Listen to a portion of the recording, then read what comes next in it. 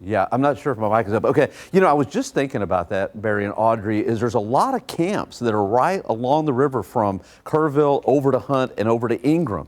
And so I was wondering if those folks, you know, this is July 4th weekend, if they did get, you know, if they knew that this was going to happen. I know that I had posted last night, been talking about it for a couple of days, that this was a possibility. But since it's the 4th of July weekend, maybe those folks didn't get the information. We just heard from those folks. Rania said, you know, police were with a loud mic telling people, get out now. And that was around 6 a.m. So like you said, this is just catastrophic flooding. Yeah, you know what?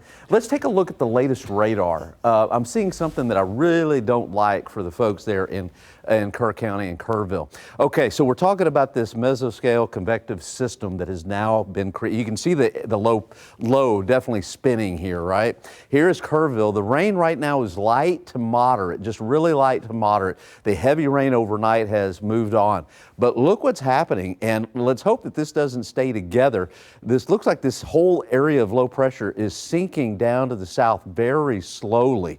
And now that we're in the daylight, this should weaken, but it doesn't show any signs. Matter of fact, when you have this many lightning strikes, that shows a really strong complex of thunderstorms, and it is moving. If this holds together, this is going to move into Kerrville again at about, let's say 10:30. I would say 10:30 to noon. Some of the high resolution computer models, I like the HRRR.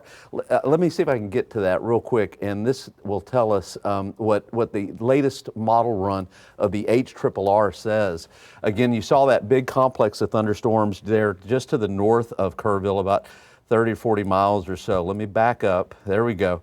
Okay, so this is the latest HRRR, and it shows more thunderstorm activity working into the Kerr County area a little bit later on this morning, let's say at about 10:30 or 11, and then maybe persisting through the noon hour. And this would be really, really bad news. So again, more thunderstorms off to the north. I'm going to be watching those. I'm going to be monitoring those.